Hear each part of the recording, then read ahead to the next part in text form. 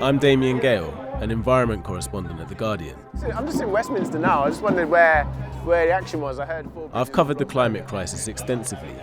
So what did you get put in jail for? Breaching the injunction twice. When did you get released? Just last week. But the UK is also now facing an urgent cost of living crisis. Millions of people being forced to choose between heating and eating. Both issues have big campaign movements, with people increasingly willing to take action on the streets. We've got XR protesters over here and cost of living and trade union campaigners over there. So what's happening? Are you part of their protest or are they part of your protest? I can't afford oil and gas and neither can the planet. So that is absolutely the link. But how will they come together in what people are predicting will be an autumn of anger and action? We'll have differences with Extinction Rebellion, but they're very welcome here. Austerity affects every worker.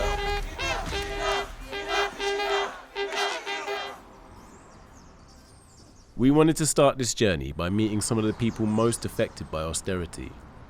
We were invited to a breakfast club in Birkenhead, an area that's seen a rapid rise in the number of people living in fuel poverty. No, thank you. It's too early for me. Who's not even here? I'm having a break from washing up this weekend. Where we found Labour MP Mick Whitley was doing the dishes. So you volunteering here every week? Yeah, every single. And you said you've seen a rise in numbers. When did that start to happen? It's the last couple of months, I think. Oh, yeah. You know, it's just started, but because with the cost of living, you know what I mean? People can't afford it. Yeah. They can't afford to buy things. Even people who are getting pay rises, they're not getting pay rises above the cost of living. I worked at the council for 20 years. It was only the past 2 years where everything's been going up.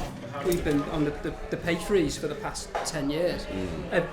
Society's kind of overtook us now, so where we used to be on good wages, we're not anymore. My job qualified me for a mortgage 15 years ago. My job now qualifies me for benefits. So it just shows the difference, and that's through government policy. As well as a hot breakfast and a space to keep warm for a few hours, they give out a food bag for people to take home. Andy, can you show us what you've got? Yeah, I'm going to show you, I'm proud to show you, because this place, they're angels, you know, look. You come out the house as often as you can to save your lecky. And even though it's only a couple of hours, to me, that's a couple of hours extra telly I'll get. Yeah. Just come out of hospital having 3 heart attacks in one day.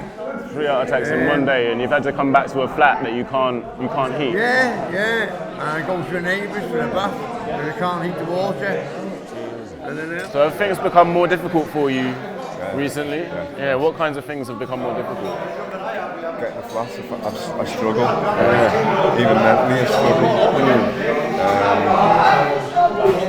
Your food prices, your energy prices, it just all seems to be hitting me. So how does it make you feel when the gas bill comes in and hits the door? Bad. Because I want to pay. I do want to pay my way now. It only benefits the rich. Yeah. It does nothing. The budget. The budget just done the other day. Trickle down economics. It does nothing for us.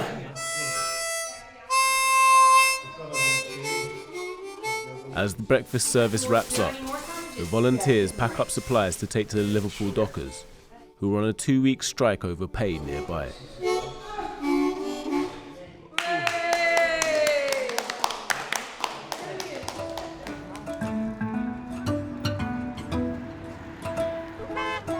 The dockers were the latest in a number of industries who've taken part in a summer of strikes, mostly asking for more pay as food and fuel prices go up. All the lads are bringing in their own chairs, set up a few, little gazebos and stuff like that. We've got generators here, we're doing the cooking and all that. Yeah, because it must get kind of cold here during the night. It's cold now, yeah. The official picket line, which is down here. And what kind of situation are your members in when it comes to the cost of living? One of our lads told me it's costing them something like £140 a week just to get to work. It's just not on, is it? We're not asking for the world. All we're asking is a few crumbs to get us through inflation.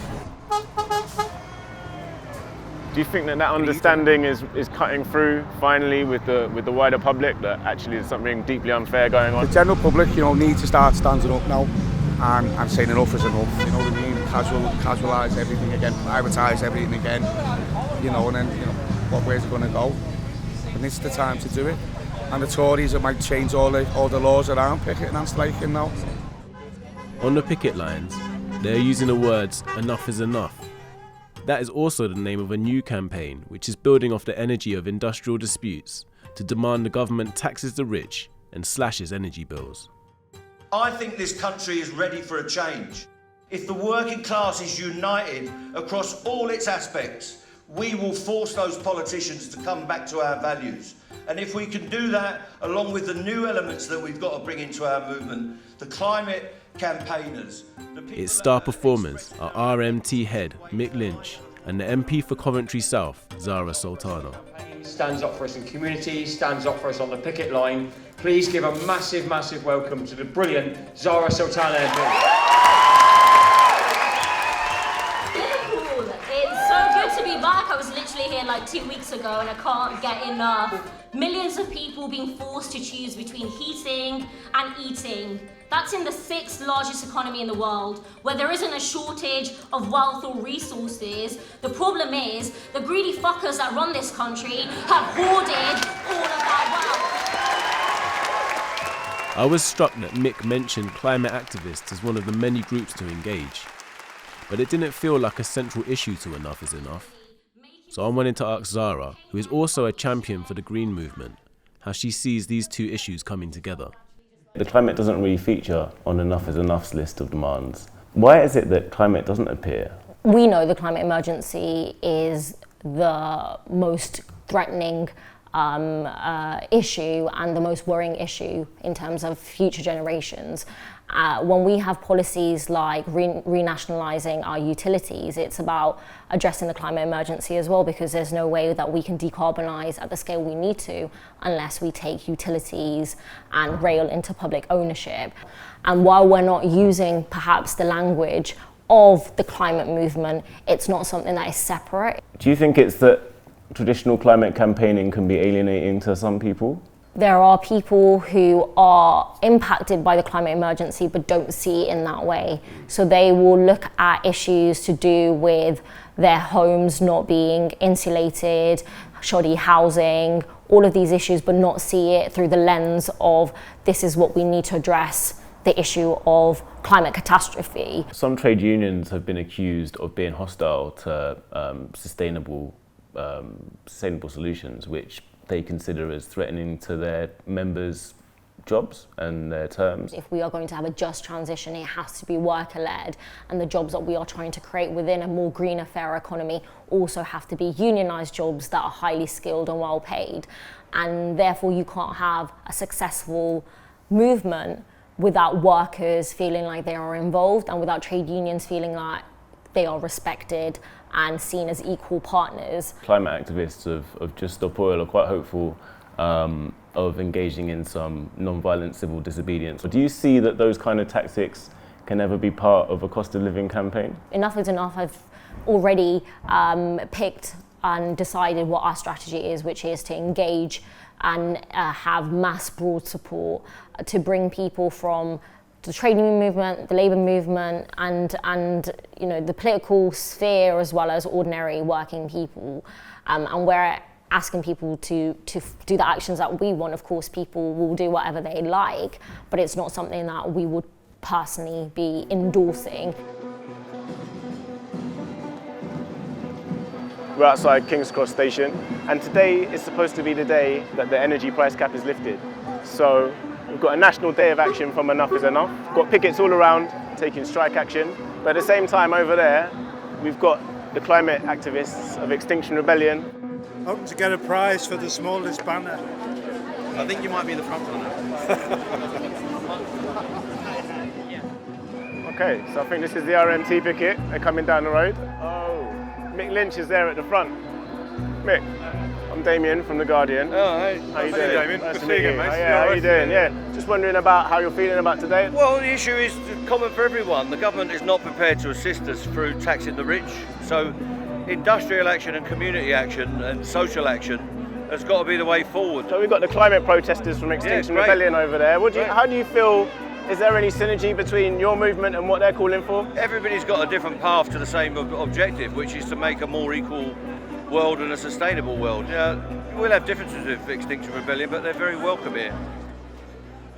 I mean, I'm here as a member of Extinction Rebellion, but I'm also a member of a union.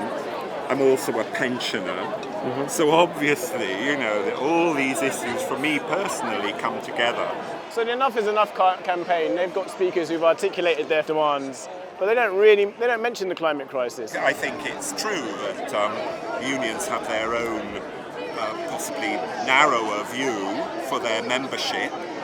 We in XR, you know, we're non-partisan, we're not political, we're not affiliated in any way, so we can take a broader view and hopefully carry other people with us.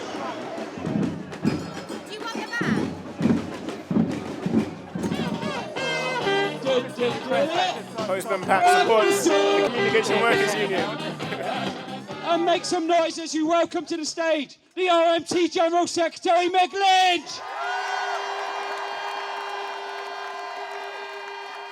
We are part of a progressive movement. Whatever we've had in the past, our differences, whether it's based on an ideology or where we're from, we have to put that to one side. Hold hands together, put your arms around each other. We are workers. We refuse to be divided. And let's say it and cheer it. We refuse to be poor anymore.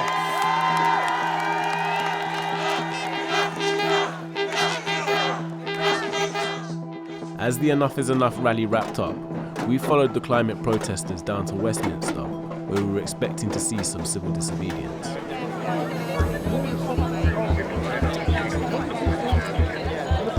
The problem we've got is you've closed, obviously, and there's a lot of these bridges trying to get through as well. Is there anything I can say to persuade you to move? So we were just up in King's Cross where they were having, you were at the Enough is Enough rally. How can you reconcile the problems with cost of living, which seems so immediate, with the climate crisis, which to a lot of people, I guess, who are struggling to feed themselves or to heat their homes, seem remote? I think it's the beginning of those links being made, but I don't think it's necessarily, you know, people are struggling to pay their bills, and that is sometimes the thing that takes over, I think. At the moment we're asking people to move onto the pavements for your safety and the safety of others, but at some point that may change to, you know, we're now going to be warning you to move or you might be arrested. And do you think that these climate campaigners have got a good enough understanding of social justice issues and how that intersects with their campaign and their cause? I don't think all of them have, but I think that's partly what Black Sox, the organisation I'm with, the social movement, has signed an allyship agreement with Just Stop Oil to say that we will bring that very strong colonial, anti-colonial, neo-colonial, anti-racist perspective. I think after the death of George Floyd, what we saw is two things: a global movement for climate change and a global movement for social justice in relation to Black Lives Matter. So post George Floyd, there's a new analysis, and that analysis is we need to bring climate change justice, social justice, climate reparations, and international debt campaigns all together in order we create a civil rights alliance that is capable of moving the dial and pushing this government back. The protesters had blocked 4 bridges, but were now rallying in Parliament Square. You know, I'm just in Westminster now. I just wondered where the action was. I heard 4 bridges were blocked earlier. As the crowds grew, we started seeing familiar faces from previous environmental protests. Enough is Enough. They've had a rally up in King's Cross, and they haven't mentioned the climate at all in their demands. So what do you think about that? Do you think that they're missing out on an important aspect of what's going on?